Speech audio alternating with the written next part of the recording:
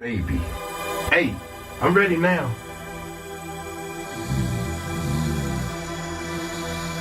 Wake up, somebody's setting you back. Somebody's setting you back.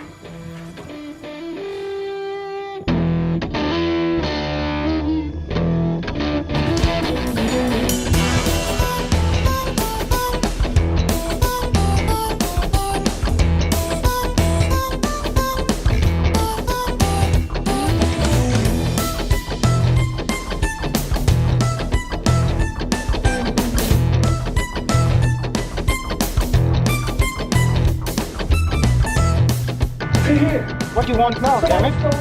What? Really? Hit me with the super bass. Okay, I'll hit you with the super bass. You got it?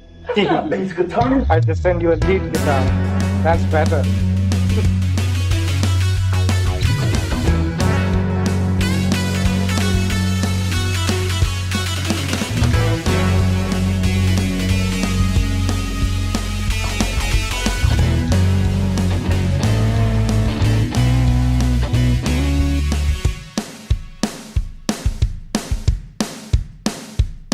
What is up,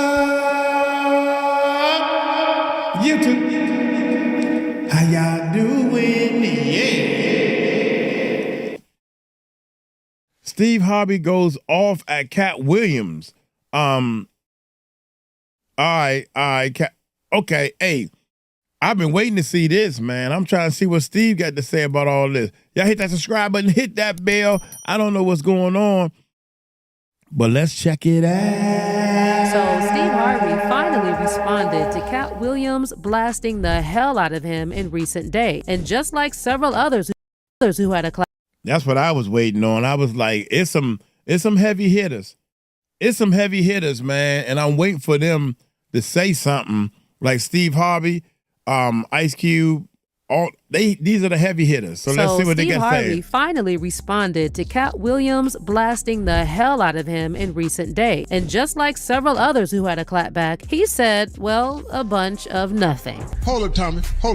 So you a comedian, you a radio host. Yes. And now you got a game show? I'm finna go on Shannon Sharp show and accuse you of stealing my whole damn career. Honey, there's a lot that Katt Williams said about Steve Harvey that made him the talk of the town. But Katt Williams basically saying Steve Harvey sold his soul and is in the Hollywood hookup and party cults definitely got Lori's dating history looking way more sinister to my conspiracy brain, y'all. And now people have more reason to believe that Steve Harvey and his wife Marjorie have been out Lori to men for monetary gain. Child, is that the main reason why Steve has literally been obsessed with Lori? I mean, we've already established that Steve Harvey is hella obsessed with Lori, even though she's not one of his biological children. Okay, who's your favorite person? Oh, without a doubt, 100%. I know that's right. Like, Steve even knows that Lori believes she's the special one out of all his children, and it's because he treats her better than everyone else. I told Lori I was gonna cut her off, and she just went, "Daddy, stop." That was all she said was, "Don't play."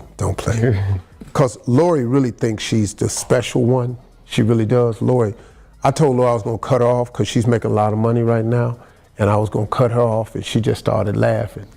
And then she said, well, and you're not going to speak to me anymore? I said, yeah, I still talk to you. And get this, there were actually internal family feuds because of Steve's obsession with Lori, and a source even said that some jealousy was lingering among Steve's biological kid over Lori, who has been taking the spotlight with everything. The source was like, Steve's got 4 biological kids with 2 previous wives and 3 stepkids with Marjorie. They're driving him crazy. He did the right thing adopting Marjorie's kids and loves them like his own, but there's a lot of dissension among the blended Harvey clan. According to the source, Steve's way of handling the feud has always been to throw money at them, buy them gifts, or just go into another room to chomp on a cigar. But as I have come to realize after Katt's very explosive comments on who he called Mr. Potato Head, Steve's obsession with Lori is not about Lori being the favorite child. It's about how Steve and Marjorie have allegedly been setting Lori up with other men in the hopes of getting the Harvey name famous. Baby, no one's really counting, but Lori Lori's record of men has been one for the books. Her last breakup was with Damson Idris, and before that, there was Michael B. Jordan. Before Michael B. Jordan, Lori was romantically linked to Abu Butayan, the brother of Akon. They were spotted getting close in a Miami nightclub in October 2020, and this was just weeks before she was linked to Michael B. Jordan. Towards the end of 2019, Lori was dating Future, and that was after she dated Justin Cohn. In 2018, Lori also dated Trey Songz, and very shortly after her split with Trey Songz, Lori was reportedly spotted making out with F1 champion Lewis Hamilton at a party over Super Bowl weekend. And let's not forget that she was also engaged to Dutch football player Memphis Depay. Damn, probably one too many for her young age. But honey, these are just the relationships that made it to social media, because there have been others, plenty apparently, that never made it to the blogs. What celebrities have you smashed?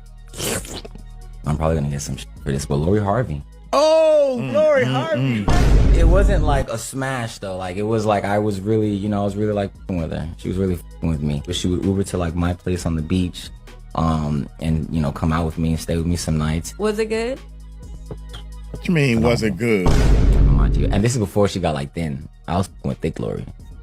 Wow. She wasn't thin like she is now. I prefer the old Lori. And we don't even know about the other high-powered men Steve and Marjorie set Lori up with. You know, the relationship that had people convinced is the one with Diddy. For those who recall, they were pictured together numerous times in Italy, Mexico, New York City, and Atlanta during their romance. And to a lot of people, it just didn't make sense how Steve and Marjorie were okay with that relationship. Like, Diddy even took Steve and Marjorie on vacation with Lori, and they were all loved up right in front of them. The thing is, Steve Harvey is always out here giving dating advice, yet his daughter is always making headlines for all the wrong dating reasons. So why does he look beyond his daughter's choices? Is he so obsessed with her that he just lets her do whatever she wants? And how did he allow his daughter to date somebody like Diddy, literally over 20 years older than she is? And especially knowing what we know now about Diddy's sick ways, which were allegedly already known in Hollywood. Apparently, Steve and Marjorie were not just okay with the relationship, they are the ones who set it up. They are the ones who introduced Lori to Diddy, who possibly had his eyes on Lori when she was still a teenager. Also, did y'all peep Lori's white nails when she was with Diddy? That tells me all I need to know. Child, for some reason, this whole situation with Lori and the men she's been involved with is beginning to make a lot of sense. Also, so far, a lot of other things that Katt Williams said about Steve Harvey have been confirmed by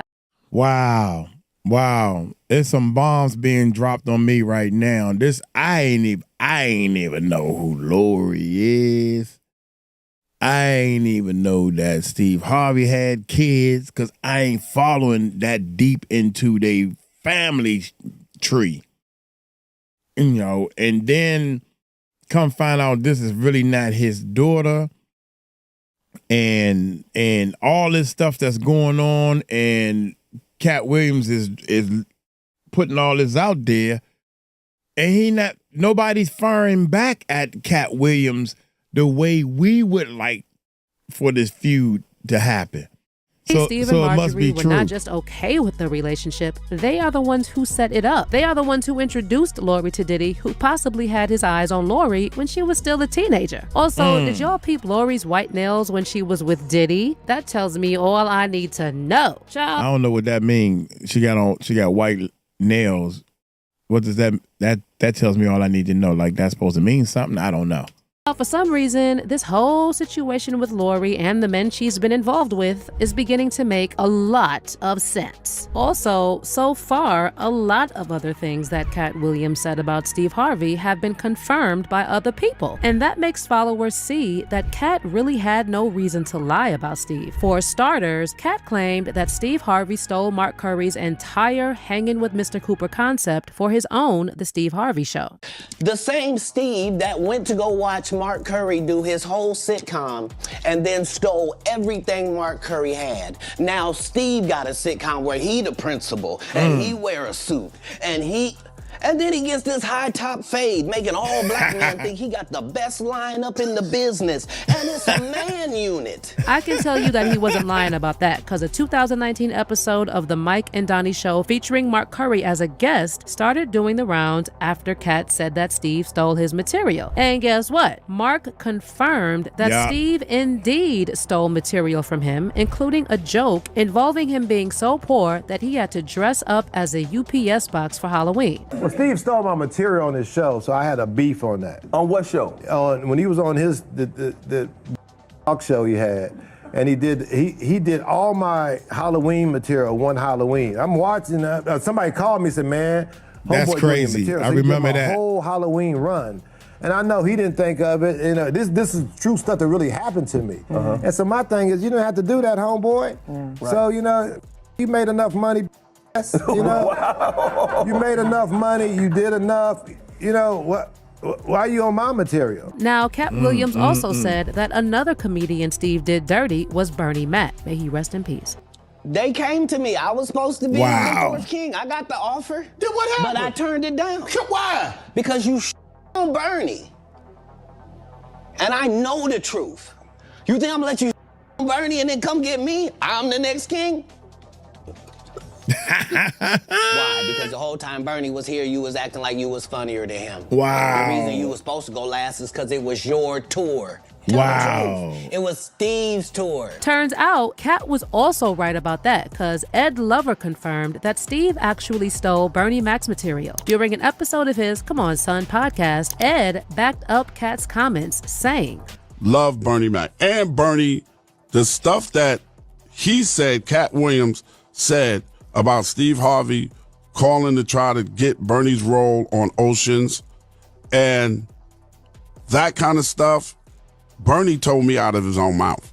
Wow. And guess what? Bernie Mac's daughter, Janice McCullough, also weighed in on Katt Williams' comments and labeled the interview hilarious, while praising Katt Williams for seeming like a stand-up dude.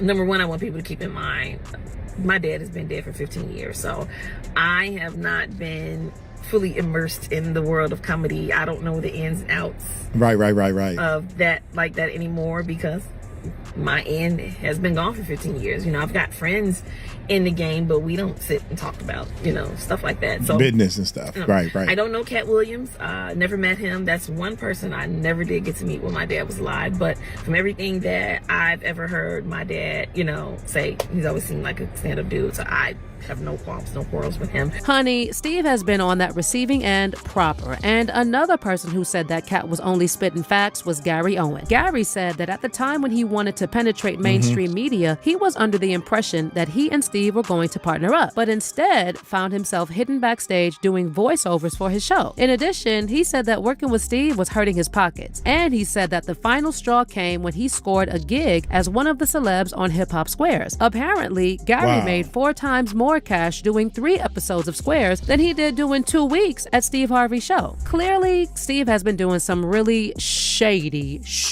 stuff over the years. But in your opinion, could setting Lori up with Hollywood men be one of them? Do you actually believe that's why he's been so obsessed with Lori? Babies, I'm dying to know what you think. So drop those thoughts in the comment section down below. I never was a I never was a big time Steve Harvey fan. It's just, I can tell people, man. And they group together. A lot of people group together, and I think a lot of people are afraid of me, man, because I'm so real. But first of all, I don't like the fact that Steve has a morning show, and I try to listen to it and support what black people, whatever. But I try to listen to it, but he keep talking about white folks. And he always say white people and white folks, well, white folks can do this, and white folks, ha, they laughing and everything. White folks, white folks, or these folks out here, you know, that black people get on radio and say the word white folks this, white folk that, but let a white person in a white radio show say something, say, well, black people, well, blacks do this, or black folks, they can't say that. And I don't like that. I don't like the fact that it's biased. It's almost like well, we can talk about them because we the minority, and they don't care. Well, go ahead and talk about us while we make all the money, while we teach our kids how to build wealth, and we over here on the Steve Harvey Morning Show laughing and having fun, pointing the finger. Yeah, don't wait for you. That's what white folks do. Yeah, but they don't say nothing about what we do. We don't teach. This one white guy, because he's white, told me that one of the problems that you all have is y'all don't use percentages after you get out of school. We don't use, in our life, we do not use percentages, the percentage. Some people don't even know how to use percentages. And we teach our kids to take a percentage of their money. Whatever that number is, you can make $1 million an hour. You take a percentage, or you can make minimum wage and you take a percentage of that money and you build wealth with it. And y'all don't do that. You know what we built? A bunch of laughters and praising Steve Harvey, man. So I stopped listening. I cut down to listening to Nephew Tommy, the prank phone call. I used to like that. But now I don't even turn the radio on because every time I look, Steve is saying something about white folks and all this type of stuff. And they allow him to do it. Because, he talk about me. He talk. If it was me, talk about me. Talk about me. I don't care. Because this is coming in. Go ahead, keep talking about me. I done bought another yacht. Keep talking about me. Puppet. That's what he is. He's a puppet. He's a professional puppet. And if you don't say nothing back about Katt Williams and all this stuff, and then all this stuff that's going on, he must like being a puppet. That's just my opinion. You know, it's a lot of things about Steve I never liked before Katt Williams even said all this. This was already on my heart, you know, and I ain't think he was all that funny to begin with. I didn't think Kevin Hart was funny in the beginning. When my nephew told me about Kevin Hart, and I'm like sitting there, you know how you already biased, right? I didn't think Kevin was funny. He said, okay, well, just watch. I'm watching. Oh, yeah, that was all right, whatever. So what? Then all of a sudden, I'm dying in the floor, man. Tears coming out my eyes, man. Kevin Hart is funny. He won my heart. There's no Steve Harvey stand-up that made me say, oh, he is. He's funny. He got a script, and he got he can do what he do. He know how to comedian. That's like me. I know how to make music. I can produce a song. I can do country music. I can produce. But that don't mean I'm going to do a blockbuster. You know what I'm saying? That type of thing, man. Come on, man.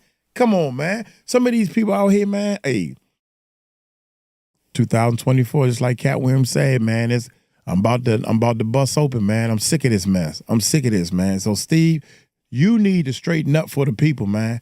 That's what he needs to do. I don't know what's going on. You got a lot of money.